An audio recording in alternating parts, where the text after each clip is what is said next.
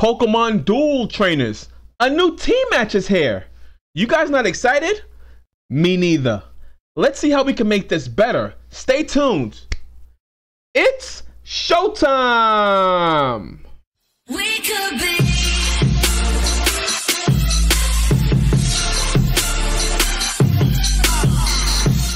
What's up, trainers? It's your host, Professor Showtime here, and today we have another episode of Pokemon Duel. Today we're going to be talking about the top improvements the developers need to make to improve on the team match events. That's right. How in the world can the developers improve the team match events? Because let's face it, everybody that I speak to, they really despise the team match events. Nobody is really enjoying the team match events. So here on this platform, I'm going to speak about what I think the improvements to the team match events are. And in the comments down below, let me know if you guys agree or disagree with me. But before I get into that, there's so much talk about Shiny Ray. You know, I know my last couple of videos I've spotlighted Shiny Ray, you know, and I've said it probably prematurely about how good Shiny Ray is going to be. And I stand by it. You know, I tuned into, I hang out in Pokefighters Discord, you know, and on Pokefighters live stream, you know, yesterday, you know, it was a cool live stream, by the way. But everybody I speak to, they're really down on Shiny Ray, you know, but my prediction is Shiny Ray is here to stay.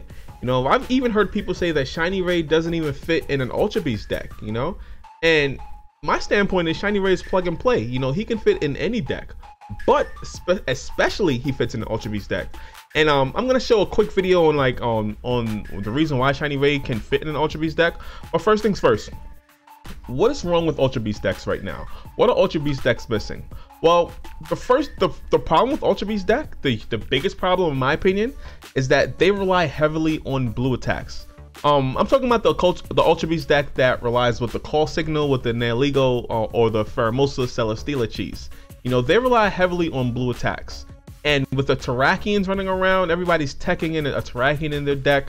I've even seen some people run Rowlet in their deck into Decidueye, you know, because they're trying to tech against that blue cheese. And that blue cheese is really, really real. And the only way to get away from that is you got to put figures in your deck that can counter that. So Shiny Ray counters that. Shiny Ray doesn't have any blue in his wheels. So if you throw a Terrakion at a Shiny Rayquaza, Shiny Rayquaza is going to eat up that Terrakion. Second thing is that the Ultra Beast decks right now, they really don't have consistent gold attackers. I mean, sure, Nihilego's white attack turns to a gold attack with his first battle, but it stops right there. There are no gold attackers in an Ultra Beast deck, and it's pretty difficult to fit in an X-Speed plate in an Ultra Beast deck because of the limited plate spots. I haven't even figured out a way to fit a gold block in the Ultra Beast deck. But Shiny Ray fits that mold as well. So Shiny Ray definitely can fit in the Ultra Beast deck. And as I've outlined before, the call signal ability still works with Airlock, and Celesteela's Rocket Ride ability still works with Airlock. The only thing that Airlock prevents for you is nothing, because Shiny Ray is on your team. Now, if Shiny Ray is on the opponent's team, then if Celesteela hits its blue rendezvous ability, then yeah, that's not gonna work. But everything else will work. If you put Shiny Ray on your Ultra Beast deck, it will work. So, well, enough babbling. Let's get into the quick match, and then I'll get into like the top improvements that the developers need to make for the team match events. Now, I'm in red. And guys, anytime I face an opponent with my Ultra Beast deck, my opponent is hard bent on locking down their own entry points. They do not want me to set up the Celesteela Pheromosa cheese or the Celesteela Nihilego cheese. They really are conscious about the corners. And I'm here to say, guys, the corners is not the only way for the cheese to take place. The cheese can happen from any angle on the field. It's just that the corners are pretty strong, you know. But so yeah, so my opponent is really trying to lock down the corners. He's going defensively with Blaziken. He's really trying to set up like, hey, I'm not going to try to let this guy get at me. So I'm going to bring my Celesteela to match up with his Zapdos. He's going to bring his Zekrom. I bring up my Nihilego, but I should have probably brought up my Pheromosa. Pheromosa eats up Lunala because on the first attack, it's not going to be able to decrease or increase attacks. He's going to put his Zekrom on the gold. Have you guys ever seen something like that? No, but he's really conscious. He's hoping that I don't go for the cheese. So I bring up my Pheromosa, and now he's gonna bring up his Reshiram. I'm gonna retreat. Right now he brings his Blaziken up and I see an opportunity. Now I'm gonna attack. I attack with my big bad dragon. I hit a fly, and you guys were saying fly. I'm like, yeah, I really wanted the fly. Because now, look at the pressure now. I went from nothing to extreme pressure. Now there's huge pressure. He's gonna hurdle jump. I don't know if I agree with that, but since he hurdle jumped, now it's time for the rocket ride. And you guys seen how quick that was? I went from no pressure to now the rocket ride ability went down. Let me back it up so you guys can see exactly what happened. My opponent is gonna hurdle jump, which I don't know if I agree with that, but it probably is the right thing to do. I mean, Blaziken doesn't really have too much of a chance against Shiny Rayquaza. So he's gonna use his hurdle jump, but once he does that, now I see there's an opportunity for me to rocket ride right in the middle of the playing field. Because if I did it before, then he would have surrounded me. But now, since he used his hurdle jump, I'm gonna now rocket ride to the middle of the playing field, and now there's extreme pressure on the goal. So my opponent has nothing. My opponent is stuck between a rock and a hard place. My opponent cannot attack my Nihilego, so he goes ahead and he attacks my Tapu Koko, which is the correct play, and he gets rewarded for making the right play. But well, he double chances and gets rewarded. He's gonna go ahead and knock out my Tapu Koko. So let me stop it right here. So you guys might be saying, Showtime, he should have just tried to knock out your Nihilego, right? But if you were to try to attack my Nihilego with his Zapdos, I would have just simply, and if I hit Call Signal, I would have simply put Celesteela right here next to Zekrom, and then I would have been able to surround his Zekrom, and that would have been game. So he made the right choice by attacking the Koko, and he actually knocked him out. So now he's gonna back up now with his Tapu Koko. I'm gonna attack his Tapu Koko, and it's two blues roll, so it's a wash. So now he's gonna bring his Reshiram down, applying pressure. But now it's time for my big bad dragon. My dragon is going down. So now my Shiny Rayquaza, my big dragon, is gonna attack his little dragon. Anybody ever refer to Zekrom as a little dragon? Shiny Ray does. Shiny Ray hits his gold attack. Usually a 3-star purple is enough, but not here. Not here. My opponent doesn't run a gold block, so he's forced to max revive, and he's forced to actually attack Shiny Ray again. This time the turn actually goes in his favor because I'm forced to fly, so I'm back in the corner. But guys, do you guys see what this sets up? This sets up the cheese. I'm gonna go ahead and double chance, and I'm gonna hit the Tapu Koko, and I hit the Call Signal. So here comes the cheese, guys.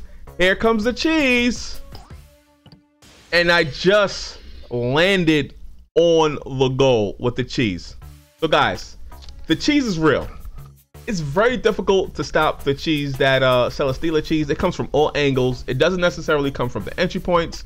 I spotlighted that video to show you that Shiny Rayquaza was on the field the entire time that it happened.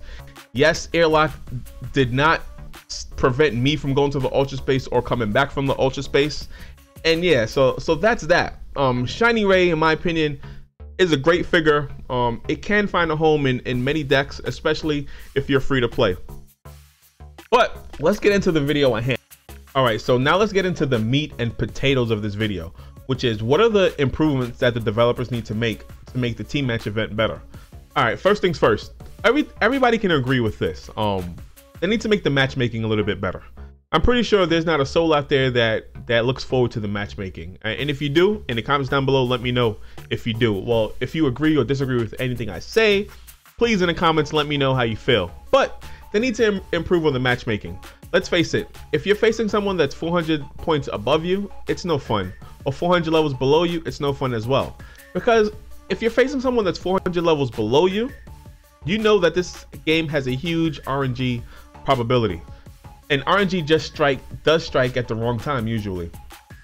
So if you happen to lose against someone that's 400 points below you, it's possible that you can lose 45, 50 points. And if you lose 45 points, it's going to be hard to make that up. You lose one game 45 points. In order to make that up, you have to usually win about 3 games at 15 points apiece. And that's just to break even. So usually when you face someone 400 levels below you, it really sucks if you lose. Most likely you will win, but if you lose, it's going to be a hard loss. And then the other way is facing someone 400 levels above you. I mean, why in the world would I want to face someone that's reaching 4K if I'm just barely in 3K? You know, like it's really difficult. Those players are much more experienced than you. They have a better grasp of the game. They know the angles a little bit better. So it's no fun with that. So they need to make the matchmaking better. How could they do this? I don't know. I mean, I don't mind waiting, you know, I really don't mind waiting 2 minutes for a match if the match is going to be balanced, you know. If the team match event's like, hey, the queue time's a little bit longer, instead of waiting the 15 seconds, you're going to have to be waiting 45 seconds, maybe even up to 2 minutes. I wouldn't mind waiting 2 minutes if I'm legit going to be able to play against someone that's in my rank. The second improvement that I think the developers need to make, and of course it's going to get more controversial as it goes. You guys already know how Showtime does it. The second improvement that they need to do for the team match events is make it mandatory for you to play with the figure that you pick. So for example, if the team match event has 3 useless figures, guess what? The team that you pick you have to play with that useless figure. I mean, it's no sense that I'm picking Diagla in a previous team match event and I don't have to play with Diagla. I mean, what sense does that make? I mean, and if you don't have the figure, everybody should get a complimentary figure for that, just for the team match event. So give you a complimentary figure. I don't know if they want to make it level 5. Have fun with it. Make it level 10. Make it so that you can actually play with the how the wheel is attributed, but give you the figure to play with during the team match event. That way, people actually try to make decks that synergize around that Pokemon, or be left playing 5-on-6. I think this will make the team match a lot more fun, a lot more interesting. I mean, you're playing with Pokemon that you never ever play with. I mean, the last team match event, I picked Diagla, but I've never played with Diagla and I haven't played with Diagla since. Which brings me to the third point. The third point, I think, is that whatever team wins, they should give that figure a buff. I mean, a buff so that it's playable. I mean, if Diagla won the last team match event, turn that 70 into a 100 attack, or turn that 70 into a purple attack. You know, like do something to buff the figure. That way, people will be more invested. Hey, I want to play with this figure. I want this figure to get a buff. Let the figures be playable. But let's face it, the only time we talk about Diagla is, hey, what does Roar of Time do? And that was it. I mean, some people picked it for the team match event, but no one played with it. So yeah, in my opinion, I feel that whatever team wins, whatever figure that was, that figure should get a buff. And my last point, and probably the most controversial point, and guys, let me know if you agree or disagree with anything I'm saying in the comments down below. Really appreciate the trainers that take the time out to actually comment on my videos, like my videos, and subscribe. Thanks for the support. But the last thing that I think the developers should do is whatever team wins and whatever figure that they buffed, gift that figure to that player permanently. So again, I'm gonna go back to Diagla. If Diagla has a 120 and then the other attack that's a 70, they made it like a 2-star purple or something like that. Whatever team won, gift that figure to the team.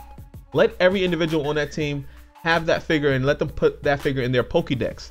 That way, people will be really inclined to play the team match events. And in my opinion, this is how it should go. Make the matchmaking better. Make it mandatory that you use the figure in the deck. Whatever team wins, give that figure a buff. And finally, whatever team wins, gift that figure to the players permanently. So you would have a whole bunch of people like if you're free to play and you get a free EX like Diagla, that would be cool. And it got a buff, that would be cool. I mean, guys, in the comments down below, let me know how you feel about this team match event. Let me know how you feel if they should improve it, or it's like Showtime. I don't think that's the right way to go. Let me know if you agree or disagree. And remember, Pokemon Duel is not just a game, it's a serious game. This is Showtime signing off. Peace, trainers.